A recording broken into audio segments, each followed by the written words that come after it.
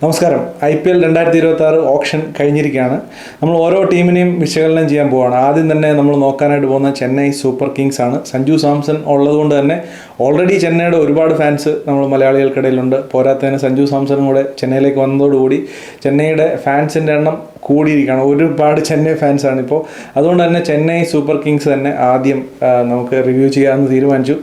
ഈ ഒരു ഓപ്ഷൻ മൊത്തത്തിൽ ആദ്യം ഒരു ഫസ്റ്റ് ലുക്കിൽ പറയുകയാണെന്നുണ്ടെങ്കിൽ എനിക്കൊരു ആവറേജ് ആയിട്ടാണ് തോന്നിയത്. ഒരുപാട് പ്രതീക്ഷയുള്ളൊരു ഓപ്ഷനായിരുന്നു. കാരണം ഒരു സെക്കൻഡ് ഹയസ്റ്റ് പേഴ്സുമായിട്ടാണ് ചെന്നൈ സൂപ്പർ കിങ്സ് ഈ ഓപ്ഷനിലേക്ക് പോയത്. ആവറേജ് ആയിട്ട് വലിയ കുഴപ്പമില്ലാത്ത ബൈസ് നടത്തി എന്നുള്ളതല്ല, എക്സ്ട്രാ ഓർഡിനറി ബൈസ് ഒന്നും നടത്തിയെന്ന് എനിക്ക് എന്തായാലും തോന്നിയിട്ടില്ല. എന്തായാലും ഏതൊക്കെ പ്ലേസിലാണ് ഇവർ ബൈ ചെയ്തിരിക്കുന്നത് നോക്കാം. Akeal Hosein 2 crore, Prashant Veer 14.2 crores, Kartik Sharma 14.2 crores, Matthew Short 1.5 crores, Aman Khan 40 lakhs, Sarfaraz Khan 75 lakhs, Matt Henry 2 crore, Rahul Chahar 5.2 crore, Zak Foulkes 75 lakhs. ഇത്രയും പ്ലേയേഴ്സാണ് ചെന്നൈ സൂപ്പർ കിങ്സ് ഈ ഒരു ഓപ്ഷനിൽ വാങ്ങിയിരിക്കുന്നത്. സോ ഈ ഒരു ടീമിലേക്ക് നോക്കുമ്പോൾ മൊത്തത്തിലൊരു ബേബി ആർമി എന്ന് പറയാൻ പറ്റുന്നത്. ചെന്നൈ സൂപ്പർ കിങ്സ് പണ്ട് ഡാറ്റ്സ് ആർമി ആയിരുന്നെങ്കിൽ ഇപ്പോൾ ബേബി ആർമി എന്നാണ് ഇപ്പോൾ എല്ലാവരും സോഷ്യൽ മീഡിയ മൊത്തത്തിൽ അറിയപ്പെടുന്നത്. ആ രീതിയിലാണ് ചെന്നൈ സൂപ്പർ കിങ്സ് ഈ പ്രാവശ്യം ടീം എടുത്തിരിക്കുന്നത്. അവരുടെ കോച്ച് സ്റ്റീഫൻ ഫ്ലെമിംഗ് തന്നെ അവർക്ക് മാറാൻ സമയമായി എന്നുള്ളൊരു തോട്ട് മുന്നോട്ട് വെച്ചിരുന്നു ഈ ഓപ്ഷന് മുമ്പ് തന്നെ. സോ അതുകൊണ്ട് തന്നെ Chennai super Kings is looking forward. നമുക്കത് വ്യക്തമായിട്ട് ഈ ഒരു ടീമിനെ സെലക്ട് ചെയ്തേക്കുന്നത് കണ്ടു കഴിഞ്ഞാൽ നമുക്ക് മനസ്സിലാവും. യങ്ങർ പ്ലേയേഴ്സിന്, അതായത് ന്യൂ ജനറേഷൻ ഓഫ് പ്ലേയേഴ്സിനാണ് അവർ ഇമ്പോർട്ടൻസ് കൊടുത്തിരിക്കുന്നത്. 2020 ക്രിക്കറ്റ് ജനിച്ചപ്പോൾ തൊട്ട് കണ്ടു വളർന്ന, അല്ലെങ്കിൽ കളിച്ച് തുടങ്ങിയപ്പോൾ തൊട്ട് 2020 ക്രിക്കറ്റ് അഗ്രസീവായിട്ടുള്ള ക്രിക്കറ്റ് കളിച്ച് വളർന്ന കൈൻഡ് ഓഫ് പ്ലേയേഴ്സിനാണ് അവർ ഇമ്പോർട്ടൻസ് കൊടുത്തിരിക്കുന്നത്. Later half of the season, കഴിഞ്ഞ സീസണിൽ അവർക്ക് അങ്ങനെയുള്ള പ്ലേയേഴ്സിനെ വെച്ചിട്ട് അവർക്ക് സക്സസ് ഒരു ലൈറ്റായിട്ട് അവർ കണ്ടിരുന്നു. അതായത് ആയുഷ് മാത്രേ, ഉറുൽ പട്ടേൽ പോലുള്ള പ്ലേയേഴ്സ് നല്ല രീതിയിൽ പെർഫോം ചെയ്തിരുന്നു, ഈവൻ ഡെവോൾ ബ്രവീസ് സഹിതം. സോ അതുകൊണ്ട് തന്നെയാണ് അവർ ആ ഒരു സ്ട്രാറ്റജിയിലേക്ക് ഇപ്പോൾ പോയിരിക്കുന്നത്. നമുക്ക് എന്തായാലും ഇവരുടെ ഒരു ലോട്ടറി എന്ന് ഞാൻ പറയാനായിട്ടൊരു കാരണം ഇതുണ്ട്. കാരണം ഇത്രയും പ്ലേയേഴ്സിനകത്ത് ഒരുപാട് പ്ലേയേഴ്സ്, ഏകദേശം ഒരു പ്ലെയിൻ 11 നമ്മൾ ഇടുകയാണെന്നുണ്ടെങ്കിൽ ഒരു 5 പ്ലേയേഴ്സോളം ഈ ഒരു പുതിയ പ്ലേയേഴ്സാണ്. പുതിയ പ്ലേയേഴ്സ് എന്ന് പറയുമ്പോൾ IPL കളിച്ച് എക്സ്പീരിയൻസ് ഇല്ലാത്ത, അല്ലെങ്കിൽ ഇൻ്റർനാഷണൽ ഒന്നും കളിച്ച് അധികം എക്സ്പീരിയൻസ് ഇല്ലാത്ത പ്ലേയേഴ്സാണ്. സോ അങ്ങനെ ഒരു ടീമിനെ വെച്ച് പോകുന്നതിനകത്ത് 2 ഗുണങ്ങളുണ്ട്. ഉറുൽ പട്ടേൽ കഴിഞ്ഞ സീസണിൽ കളിച്ച പോലെ, അല്ലെങ്കിൽ ആയുഷ് മാത്ര കഴിഞ്ഞ സീസണിൽ കളിച്ച പോലെ, സൂര്യവംശി കഴിഞ്ഞ സീസണിൽ കളിച്ച പോലൊക്കെ ഉള്ള പെർഫോമൻസ് ഇവരിൽ നിന്നൊക്കെ വരുവാണെന്നുണ്ടെങ്കിൽ ഒരു മിറാക്കിൾ സീസൺ തന്നെ ചെന്നൈക്ക് കിട്ടാൻ സാധ്യതയുണ്ട്. ഇല്ല, ഇവർ പ്രതീക്ഷിച്ച പോലെ പെർഫോം ചെയ്യാൻ ഇവരുടെ ഒരുമിച്ച് കുറേ പ്ലേയേഴ്സിൻ്റെ മേളിൽ വിശ്വാസം അർപ്പിക്കുന്നതാണ് ഇവിടുത്തെ ഏറ്റവും കീ ആയിട്ടുള്ളൊരു പ്രശ്നമായിട്ട് ഞാൻ കാണുന്നത്. എന്തായാലും നമുക്ക് ഇവരുടെ ഒരു പോസിബിൾ പ്ലേയിങ് 11 നമുക്ക് നോക്കാം. Ayush Mhatre will open with Sanju Samson, number 3 Ruturaj Gaikwad, number 4 Shivam Dube കളിപ്പിക്കേണ്ടതായിട്ട് വരും ഡെവോൾ ബ്രവീസിന് മുമ്പ്. കാരണം അവർക്ക് ആ ടോപ്പ് 4 അല്ലെങ്കിൽ ഒരു ലെഫ്റ്റ് ഹാൻഡറിനെ എല്ലാം റൈറ്റ് ഹാൻഡർ ആയിപ്പോകും. സോ അതുകൊണ്ടാണ് ഞാൻ ശിവൻ ദൂബെ നമ്പർ 4 ഇട്ടിരിക്കുന്നത്. Number 5 Dewald Brevis, number 6 Prashant Veer അല്ലെങ്കിൽ അഖിൽ ഹുസൈൻ. പ്രശാന്ത് വീർ ഒരു ജഡേജയ്ക്ക് റീപ്ലേസ്മെൻ്റ് എന്ന് പറയാൻ പറ്റുന്ന ഒരു പ്ലെയറാണ്. അത് ലെഫ്റ്റ് ആം സ്പിന്നറാണ്, ലെഫ്റ്റ് ആം ബാറ്റ്സ്മാനാണ്. അതുപോലെ തന്നെ അഖിൽ ഹുസൈനും, വെസ്റ്റ് ഇൻഡീസിൻ്റെ അഖിൽ ഹുസൈനും ഒരു ലെഫ്റ്റ് ആം സ്പിന്നറാണ്, ലെഫ്റ്റ് ആം ബാറ്റ്സ്മാനാണ്. സോ ഇവർ രണ്ടിൽ ഏതെങ്കിലും ഒരാൾ അവിടെ കളിക്കാനായിട്ടുള്ള സാധ്യത ഞാൻ കാണുന്നു. കാർത്തിക് ശർമ്മ ഒരു ബിഗ് ഹിറ്റിംഗ് ഫിനിഷറാണ്, വളരെ പ്രോമിസിംഗ് ആയിട്ടുള്ള ഒരു പ്ലെയറാണ്. അല്ലാന്നുണ്ടെങ്കിൽ നമ്പർ 7 ജേമി ഓവർട്ടൺ ആയിരിക്കും ഇവർക്ക് വേണ്ടിയിട്ട് കളിക്കാൻ പോകുന്നത്. നാഥൻ എല്ലിസ്, അൻഷുൽ കമ്പോജ്, നൂർ അഹമ്മദ്, ഖലീൽ അഹമ്മദ്, ഇത്രയും പേരെ അവർക്ക് ബോളേഴ്സായിട്ട് കളിപ്പിച്ചേ പറ്റൂ. ഒബിയസ്ലി ധോണി ഈ വർഷം മോസ്റ്റ് പ്രോബബിളി ഒരു ഇമ്പാക്ട് സബ്ബായിട്ട് വരാനാണ് ചാൻസ് കൂടുതൽ. സോ ഇമ്പാക്ട് സബ്ബായിട്ട് ഇവർക്ക് ഒരുപാട് ഓപ്ഷൻസ് ഉണ്ട്.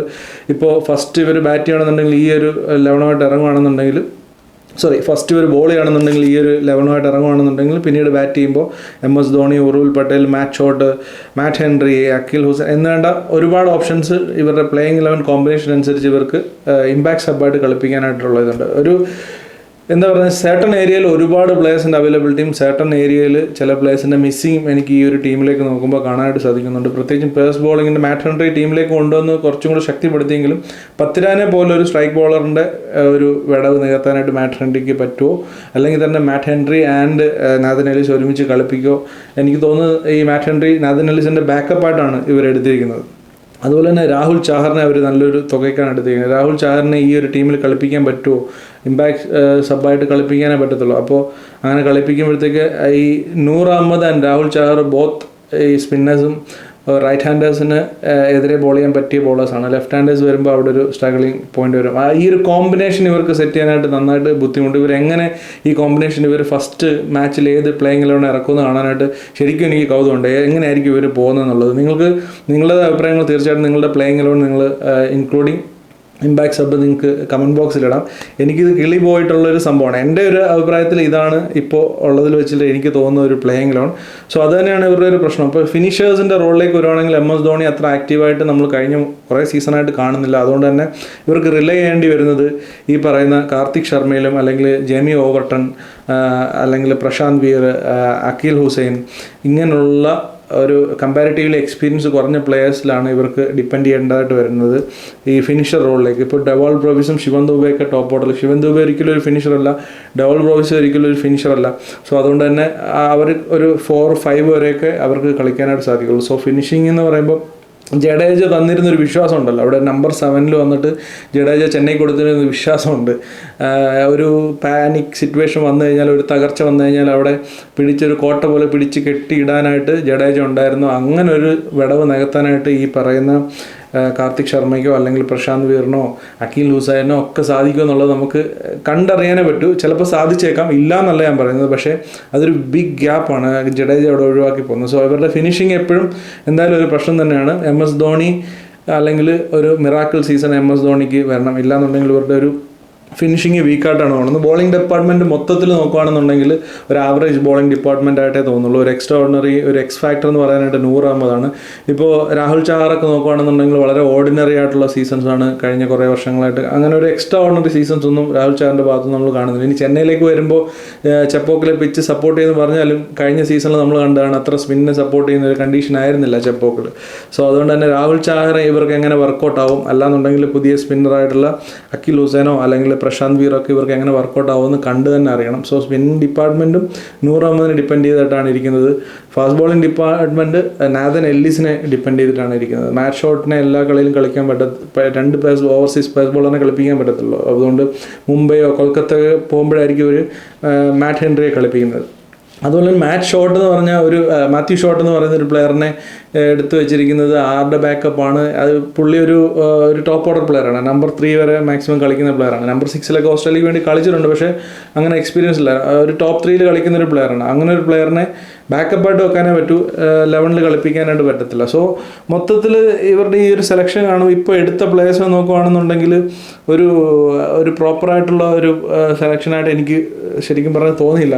എന്തുകൊണ്ടാണെന്ന് വെച്ചാൽ പ്രോപ്പറായിട്ട് ഇവർക്ക് ഒരു ഫിനിഷറിനെ, നല്ല സ്ട്രോങ് എക്സ്പീരിയൻസ് ഉള്ളൊരു ഫിനിഷറിനെ ജഡേജയ്ക്ക് റീപ്ലേസ് ചെയ്യാനായിട്ട് വേണമായിരുന്നു. ഈവൻ ആ ഒരു ലൈക്ക് ടു ലൈക്ക് റീപ്ലേസ്മെൻറ്റ് അല്ലെങ്കിൽ പോലും ആസ് എ ബാറ്റ്സ്മാനോ അല്ലെങ്കിൽ ആസ് ആൻ ഓൾറൗണ്ടറോ വേറെ രീതിയിലുള്ള ഓൾറൗണ്ടർ, പേസ് ബോളിംഗ് ഓൾറൗണ്ടർ ഏതെങ്കിലും രീതിയിൽ ഇപ്പോൾ ഒരു ഫിനിഷർ എന്നുള്ള രീതിയിൽ അവർക്ക് നല്ല സ്ട്രോങ് ആയിട്ട് ഒരാളെ അവർക്ക് അവിടെ വേണമായിരുന്നു. അവരത് മിസ് ചെയ്തു. അതുപോലെ തന്നെ ബാറ്റിങ്ങിൽ ഒരു ലെഫ്റ്റ് ഹാൻഡറിനെ കൂടെ വേണമായിരുന്നു എന്നെനിക്ക് തോന്നുന്നു. ഒരു വളരെ റൈറ്റ് ഹാൻഡ് ഡോമിനേറ്റർ ആണ് ഇവരുടെ ടോപ്പ് ഓർഡർ നോക്കുകയാണെങ്കിൽ. അതുകൊണ്ടാണ് ശിവൻ ദുബെ നമുക്ക് നമ്പർ 4 കളിപ്പിക്കേണ്ടി വരുന്നത്. ഇല്ലാന്നുണ്ടെങ്കിൽ ഡെവാൾ ബ്രോവിസിന് ശേഷം ശിവൻ ദുബെ കളിപ്പിച്ചാൽ മതി. സോ അങ്ങനെ മൊത്തത്തിൽ നോക്കുമ്പോൾ ഈ ടീം അടിച്ചാൽ ലോട്ടറി, ഇല്ലാന്നുണ്ടെങ്കിൽ ഒരുപക്ഷെ ഫ്ലോപ്പ് ആവാൻ ചാൻസ് ഉണ്ട്. ഇത്രയും ഒരു 11 പേരിൽ ഒരു 4-5 പ്ലേയേഴ്സ് ന്യൂ കമേഴ്സിനെ ഡിപ്പെൻഡ് ചെയ്യുമ്പോൾ ഇത്രയും പേരും കൂടെ ഒരുമിച്ച് ക്ലിക്കാവുമെന്ന് പറയുന്നത് എത്രത്തോളം പ്രാക്ടിക്കൽ ആവുമെന്ന് എനിക്കറിയില്ല. കാരണം അപ്പോൾ സൂര്യവംശിയോ അല്ലെങ്കിൽ അഭിഷേക് ശർമ്മയോ ഒക്കെ ഓരോ ടീമിലും നമ്മൾ മിറാക്കിൾസ് ചെയ്യുന്ന കണ്ടിട്ടുണ്ട്, SRHന് വേണ്ടിയിട്ടോ അല്ലെങ്കിൽ രാജസ്ഥാൻ റോയൽസിനോ. പക്ഷേ അതൊക്കെ ഒരു ടീമിൽ ഒരു പ്ലെയർ ഒരു സീസണിലാണ്.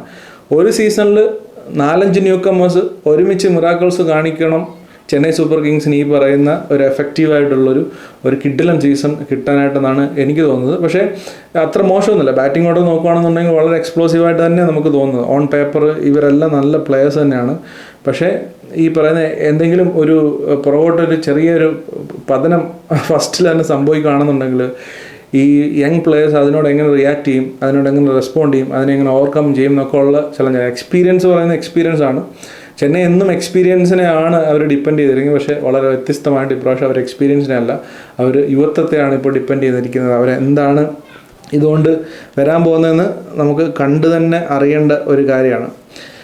അപ്പോൾ ഇതാണ് ചെന്നൈ സൂപ്പർ കിങ്സിൻ്റെ ഒരു ഫസ്റ്റ് ലുക്ക്. നമുക്ക് ഈ IPL തുടങ്ങുന്ന ആ ഒരു സമയമാകുമ്പോഴത്തേക്ക് കുറച്ചും കൂടെ ഡീറ്റെയിൽ ആയിട്ട് ഈ പ്ലെയേഴ്സിനെയും അതുപോലെ തന്നെ ഈ ടീമിനെയും വിലയിരുത്തിക്കൊണ്ടൊരു റിവ്യൂ തീർച്ചയായിട്ടും ചെയ്യാം. ഇപ്പോൾ ഇതൊരു ഫസ്റ്റ് ലുക്ക് ഈ ടീമിലേക്ക് നോക്കുമ്പോൾ എനിക്ക് ഇതാണ് തോന്നുന്നത്. നിങ്ങൾക്ക് എതിരഭിപ്രായമായിരിക്കും. ഈ ടീം മോശമാണെന്ന് ഞാൻ ഒരിക്കലും പറഞ്ഞിട്ടില്ല. എടുത്തു പറയുന്നത് പലപ്പോഴും ഇങ്ങനെ ഒരു ടീമിനെ പറ്റി പറയുമ്പോഴത്തേക്ക് പിന്നെ അവർ നന്നായിട്ട് പെർഫോം ചെയ്യും, നീ അന്ന് പറഞ്ഞില്ലേന്ന് ചോദിക്കും. നമ്മൾ ഫസ്റ്റ് ലുക്കിൽ കാണുമ്പോൾ അഭിപ്രായങ്ങൾ മാത്രമാണ് പറയുന്നത്. തീർച്ചയായിട്ടും നിങ്ങളുടെ അഭിപ്രായങ്ങൾക്കും പ്രാധാന്യമുണ്ട്. നിങ്ങളുടെ അഭിപ്രായങ്ങൾ തീർച്ചയായിട്ടും നിങ്ങൾ കമൻറ്റ് ബോക്സിൽ പങ്കുവെക്കുക. അപ്പോൾ മറ്റൊരു ടീമിൻ്റെ റിവ്യൂവായിട്ട് കാണുന്നിടം വരെ ബൈ.